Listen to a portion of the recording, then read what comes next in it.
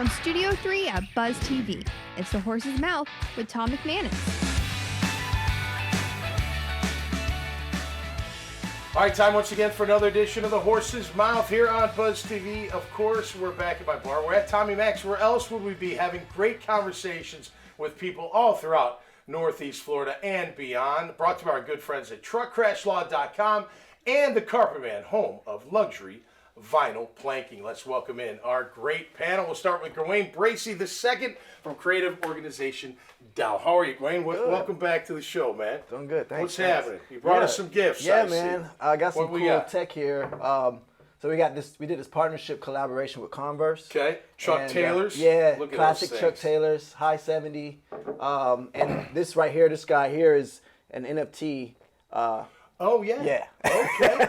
No kidding. So yeah, I just want to show you. So this new Converse collaboration, you can actually get an NFT. Anybody, I can give you one. Anybody Okay. here one. Okay. Maybe we could do that later. Yeah. But if I just tap this here, it's got a little tech in there. Opens it up, goes straight to. I don't have internet That's all right. right now. But it'll take you right to it. It'll take you right to You got a it. size 13. I like those shoes, man. Chuck Taylor's way back. I like the For color, sure. too. That's pretty cool. For sure. Why'd you pick Converse, just out of curiosity? Or how did that happen? Yeah, so Converse really, like, you know, it's a staple, man. Like, it's classic. It's, you know, Snoop Dogg was like my first dude that I seen wearing Converse. Cool. You know, I just think it's an American classic. Those were the basketball shoes in like the 60s. Yeah. No ankle support whatsoever. At all. Man, they look At all. cool. I don't know how they did it. I That's don't know how great. they did it, but yeah, Great to have you on the show. for sure. Thanks. Sherri Vinson is here. Hey, Sherri. Hi. Reigning Aloe hair products. Yes. All right. How long you been doing that for? I've been doing my hair products now for 6 years. Okay. How'd you get started? Did you work in a salon prior to, or do you have some kind of mentor that's like, hey, you should get into this? Or how'd you get Yeah, going? by trade, I'm a cosmetologist. I've been doing natural hair for 22 years. Ooh. So my that business is called Pure Bella Locks. Okay. So it's right here in Jacksonville. And so about 6 years ago, the market started changing with hair products, and I was having a problem getting good products for our hair. So I decided to make my own All right. and develop a line, and it's been going good since. What kind of is it all natural, or what's Yes, it's more natural ingredients, Okay. shampoo, leave-in conditioners, foams, and hair growth oils. You know, I've often wondered why, and I'm not trying to be funny here, but we tell our darkest secrets to our people that cut our hair and do our hair. Why do you think that is? You know what I mean? It's like you almost feel so comfortable. Like, just tell me your hairstylist what's going on in your life. You tell her everything. You're everything. You have to trust who's doing your hair because you're trusting us to make you look good. Okay. When you leave our salon, you have a boost of confidence. And sometimes it's the only time that you get to have to yourself. Yeah. On your lunch break, away from your Okay. kids, away from your wife. So Yeah. you want to sit here and tell us everything. I mean, we're not going to call you 3 o'clock in the morning and be like, you remember No. what we talked Yeah, about? right. You know, Yeah. everything stays in the Yeah. salon. Yeah. I tell you, I get always sleepy when you start messing with my hair. I want to take a nap. you And know? the wash is the best. That's great. Great to have Yeah, you, thank you. on the show. Tavaris Barnes, how are you, man? How you doing, Tom? Honest, fit. Yes, sir. And you're my one of my athletes on the show Yes, today. Local product out of First Coast, went to Clemson. Yes, sir. What'd you play? D-line? DN. D-end. Yeah. Nice. You DN. got the bend? Got a Yeah. natural bend, Yes. right, man? Yes, it's crazy. It's Yeah. crazy. So tell us, you play for the Saints. You play for a few teams. Tell Yeah, I us- played for the Saints. I played for the Seahawks, Okay. the Redskins, Cool. and the Buccaneers. The Buccaneers was in 17 before we got Tom Brady, so Okay. I wasn't on the winning team. Okay, that's all right. That's all right. And you played for the USFL last year. Well, no, I played in the XFL in 2020. That was Okay. my my last playing year. Okay. And then COVID came, Yep. and so after COVID came, I was just trying to figure out, like, what am I good at? Yeah. It was a year we didn't know if there was going to be an NFL season. So Correct. I just got into my entrepreneur bag. I started my poetry. Cool. I published a poetry book. Okay. And I started my Okay. company, Black Agenda Agency. Yeah. What's the name of that book? Just Aesthetically Virtuous. It's on Okay. Amazon. cool, man. Yeah. Wow, you're well-rounded Yes, sir. individual here. Well, you look like you can still play. Yeah. So- Like I said, I was training for the USFL in Cool. March, and then I Okay. got hurt. Yep. You know what I mean? So ever since, I just been plugging away on training these kids. Yeah, and that's so important. Right? Yeah. I didn't go to a trainer. I went. You love this story. So I'm at St. Mary's of Buffalo Grove outside of Chicago, and one of our assistant coaches who was new to the area played at Montclair State and played O-line for the the Bills, I think, or the Giants for 1 year, 2 years, whatever. Big hug. It taught me how to lift, you know. So I'm in his basement working out. I'm like 13, 14 years old. And after our first workout, now I don't suggest you do this for the kids, but he did it for me. So we go up to his kitchen, and I'm, you know, dying sweat. I'm tired. He's like, "Here, have this." And I was like, "A beer?" He's like, "Best thing you can have after a workout." Wow. I was like, okay. Wow. So after every workout, we just have one. He's like, "I'm not letting you have any more, and don't go home and have any. Your dad's gonna kill you, and don't tell your father." Wow. Start chugging. Yeah, but that was old school. Like, you know, That's but crazy. today training Yeah. is so different. Mm-hmm. Right? It's not about how much. You know, I go back. Like, why did I try to squat all that way? Why did I try to leg press all that weight? I know it's ego. It's a common misconception, you know, as far as like growing up. You say you grew up in the 80s, right? Yeah, yeah. And it was all about strength. Now it's just about, you know, speed, athleticism, yes. Technique. You know what I mean? Being and that's space. Yes, yes. And so that's really what matters. Are you an athlete? Can you bend? Can you know what I'm saying, get low? That's what matters. You know, so I always say this on the radio with defensive ends that rush or passer. If you don't have a natural bend, it's tough to play that position. Yes, absolutely, right? absolutely. And when you take pictures of you guys coming around that corner, you're almost parallel to the line, like to the grass, or the field turf, or the turf. Yes. It's quite amazing how you get down like that. But you've got to have that in order to make that position really work. You got to. Cool. So where are you training? I'm actually at B3 Okay. Performance. Yep. It's off Southside Boulevard, and I train, like I said, I train a lot of defensive ends. Okay. D tackles, I have a few right now at Bowles. Cool. I have a few at Nice. You know what I mean? I'm just trying to get them right. I'm just giving them game, everything that I've learned. I'm trying to let them know, hey, this is how you get here. Yep. And a lot of it is effort. The NFL coaches, they don't care anything about anything else but effort. Is he running 5 yards past the cone? That's right. what they care about. So that's what I tell my guys. Yeah. Well, because at that level, even college level, they're all great athletes. Yeah, absolutely. Everyone's big, everyone's strong, everyone's fast. What separates you? What separates you? The metal. Right.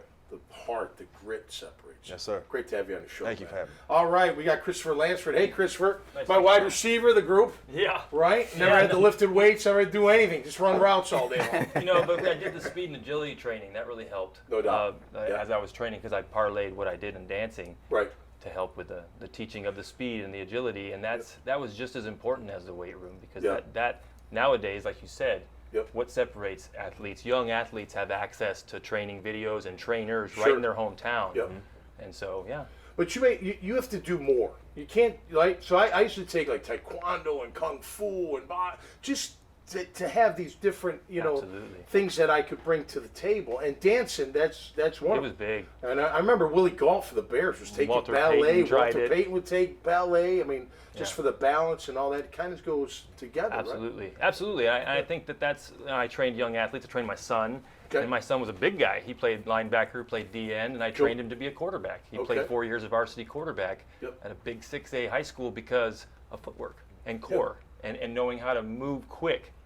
He never ran under a 5 flat. Right. But neither did Jameis Winston. Yeah. It's more about what you can do with your mind and your acuteness and your sharpness. Yeah, I always feel like you got to be strong enough, you got to be fast enough, you got to be quick enough. You don't have to be the fastest, you don't have to be the strongest. You got to be a good ball player. You got to want it. I agree with that. Well, you got to have the want, or you're not gonna be there. I mean, I was like an overachiever, so I didn't care. I'm gonna work anyway. Whatever. Tell us about Myra. Tell us about the Mirror Network. So the Mirror Network is something that I just got into. So we talked about the dancing, and after dancing, my wife and I were ballroom dancers for 15 years full time. Cool. Wow. And we were underfunded upon retirement. In other words, we retired physically, but we didn't retire financially. So I got into trading, and I wanted to know how people made money out of money. And I watched it in movies, and I knew you could do it. So I was trading on the Chicago Mercantile Exchange and trading futures. And when I was trading futures, I realized Bitcoin showed up. And Bitcoin was a future. I mean, how does the CFTC, how does the commission, trade commission have their hands on this Bitcoin? Yeah. And I had some friends have some success with Bitcoin. So what I did is decide I wanted to study it. Okay.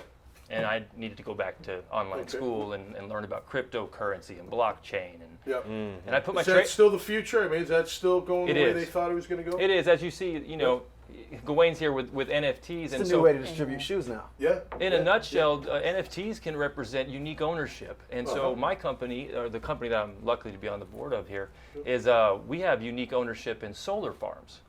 And NFT ownership in solar farm collectives. That's one facet of what we do. We also are doing something that helps people with carbon or renewable energy basically tokenize their participation.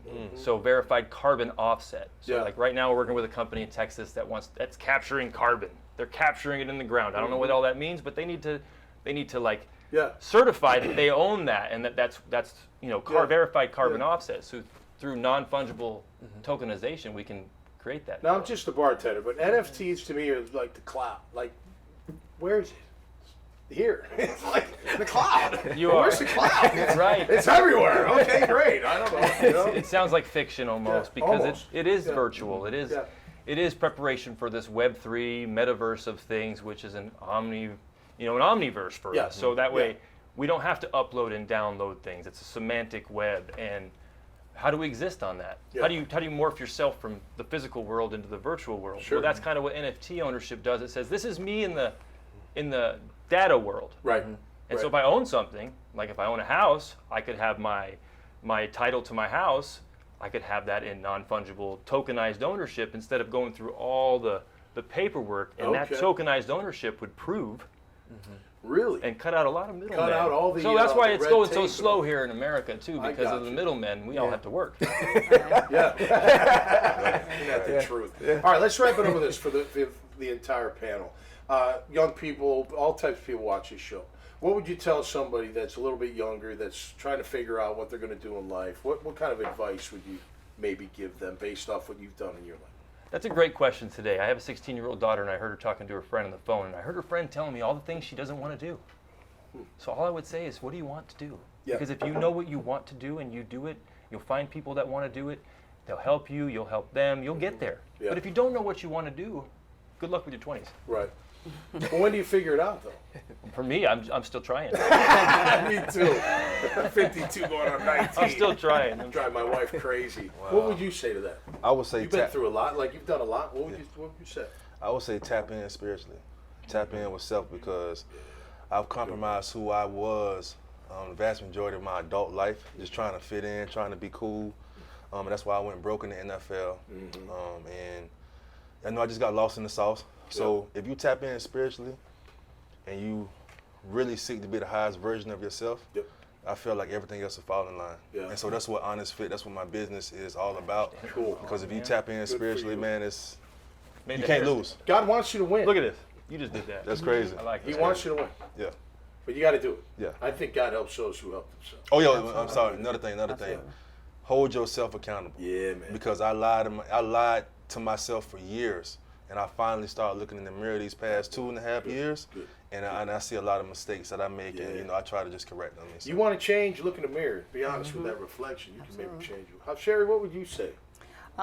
It's kind of, to piggyback off what he said. Once you tap into who you are, you just find what you're good at and you stick with it. You don't have to bounce left and right. You just, whatever it is, whatever your gift is, you stay in it, and that lane will excel. It'll branch off. I never thought doing hair would be hair products. I have a book coming out. I've run a salon 15 years, and all these different avenues that came up, but it's out of one gift that I realized that I had since I was 9. So if you just stay aligned and just stay consistent in your lane until you win in it, it'll open up for you. I'll tell you what, so I did radio a ton, right? And then I was taken off the air, and I was like, I can do whatever I want. I tried to be this other, business guy. Dan, it just wasn't, it would come together a little bit, but not totally. And then I was having a conversation with my brother. He's like, bro, you're good at media stuff. Like, get back into that. You like talk, you like, And then I was like, yeah, that's my gift. I should. And it opened everything back. It's been great. You get the last word, Gawain. Yeah, man. Speaking in reality, not NFT, whatever. But you get the last word, my friend. Yeah, man. I guess stay creative. Yes. Good one. Really go into what you really enjoy doing and what you pick it up off everyone's what they said. Enjoy what you're doing and be creative at what it is that you do. Make it original. AI is taking over. Try to stay away from AI. It's a little scary. It is. It's weird almost. Yeah, it is. I feel like I'm gonna go home and watch The Terminator. Yeah, true. But definitely do your research. Where's Arnold when you need him? Yeah, do your own research.